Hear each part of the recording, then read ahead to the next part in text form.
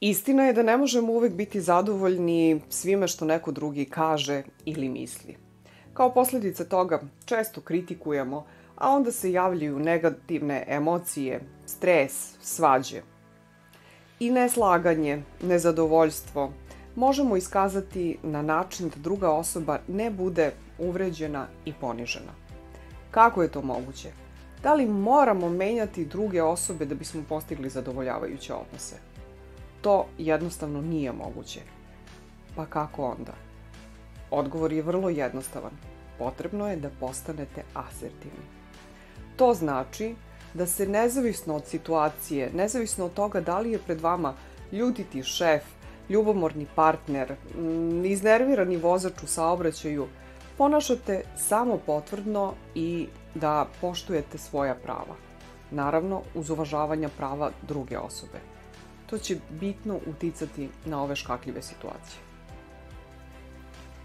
Možete li zamisliti da trajno loši odnosi u porodici, poslovnom okruženju, roditeljstvu mogu biti bolji i uspešniji, a da vam za to nije potreban čarobni štapić? Da li verujete da se vaše samopouzdanje, samopoštovanje i odnos drugih prema vama može promeniti uz minimalan trud i samo malo zalaganja? Šta kažete na to da svakodnevni stres možete da redukujete bez lekova, alkohola, cigareta, samo korigujući svoju komunikaciju? Jel možete zamisliti da vam se ljudi iskreno raduju, prijatni su sa vama, prijateljski raspoloženi, a da to nije izveštačeno i namešteno? A kako zvuči da vas ljudi oko vas poštuju i cene zbog onoga kakvi ste zaista, a ne zato što ih zavodite, laskate im i kupujete ih? Da li verujete da se vaše želje mogu ispunjavati, a da ne morate da lažete i manipulišete? Sigurna sam da za većinu pomenutih primera kažete da je to nemoguća misija. Verovali ili ne, ovo je moguće postići prilično jednostavno, usvajanjem pravila asertivne komunikacije. Ponašanje drugih ljudi uglavnom je odgovor na vaše ponašanje.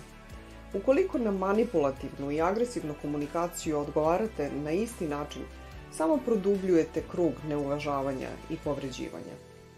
Ako imate bojažljivog sagovornika, nećete doprineti efektivnoj komunikaciji tako što ćete biti snishodljivi, sažaljivi, ali isto tako i ako budete agresivni i bahati. Na sarkazam i ironiju odgovarati na isti način ne vodi konstruktivnom rešenju.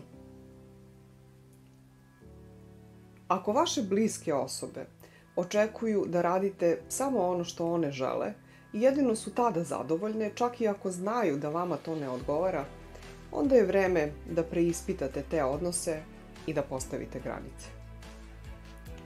Nekima od vas celog života drugi govore šta treba, kako treba i kad treba da rade. Roditelji, zato što ste njihova deca, zato što ste mali jer vas hrane, vršnjaci jer su u trendu, učitelji jer su pametniji, partner jer vas voli, država, šefovi jer su autoritet, lekari jer znaju bolje o vašem zdravlju, a onda vaša deca zato što ste u međuvremenu postali matori i niste sposobni da samostalno donosite odluke. Ispada da celog života imate nekog ko je bolji i ko je pametniji od vas. To se dešava onda kada vi pristanete na to. Ali to ima svoju cenu. Postajete neautentični, nezadovoljni jer živite tuđi život, osjećate se jadno jer niste svoji. A sve to da biste se oslobodili odgovornosti, da ne biste bili ostavljeni i sami, da vam neko ne bi prišio etiketu siledžije, sebičnjaka, šta god. Umesto toga može vam prišiti etiketu nesposobnjakovića, parazita i slično. Ako se trudite da se dopadnete svakome, nećete se nikome dopasti. Jedino pravo rešenje jeste da zauzmete asertivan stav, da nezavisno od konteksta i situacije uvažavate prava drugih, ali se zauzimate i za svoja prava. Kada vaši roditelji, prijatelji, kolege, komšije, partner shvate da se ne odričete svojih prava, i oni će zauzeti drugačiji stav. Menjajući sebe, menjate i druge i menjate njihov odnos prema sebi. Ja sam Maja, doktor medicine, psihoterapeut i life coach. Autor sam i realizator psihodinamskog treninga asertivne komunikacije. Na ovom treningu ćete naučiti kako da postanete psihološki kompetentniji, kako biste svoj stav i komunikaciju korigovali i unapredili, a time postali zadovoljniji sobom i svojim međuljudskim odnosima. Zaboravite na sve one knjige kako biti dobar komunikator u 3 lekcije i slično. Džaba vas neko uči šta treba da govorite, kako treba da se osjećate ukoliko to nije u skladu sa onim što se zaista nalazi unutra. Ne vredi da se smejete zato što je tako poželjno, a da vi u stvari osjećate tugu, razočaranje. Nije ni poenta u tome da svima pokazujete svoje osjećanja, zato što se jednostavno ne tiče svakoga kako se vi osjećate. Sve ono što deluje kao nametnuto u komunikaciji kratkog je daha i brzo se zaboravi. Pravo rešenje je adekvatno saopštavanje svojih misli, stavova, izražavanje emocija, kada treba, kome treba i kako treba. Upravo zato vam je potreban baš psihodinamski trening asertivne komunikacije. Da vam da dobru psihološku podlogu kako bi vaša komunikacija bila prirodna i spontana, a samim tim i efektivnija onda kada je to potrebno. Vaša komunikacija je samo vrh ledenog brega. Drugi čuju i vide kako se ponašate, to kod njih izaziva različita osjećanja, ali vrlo često nisu svesni šta se nalazi ispod takvog jednog ponašanja. Često ni vi sami ne znate zbog čega ste pasivni, agresivni, niste svesni da se ispod toga nalaze neki dublji psihološki razlozi, da to nije samo odgovor na nečije ponašanje.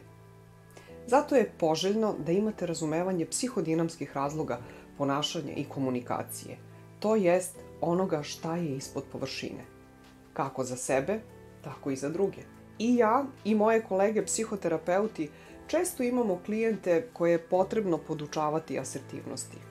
Zato sam osmislila instruktorski kurs asertivne komunikacije za one koji će druge podučavati asertivnosti.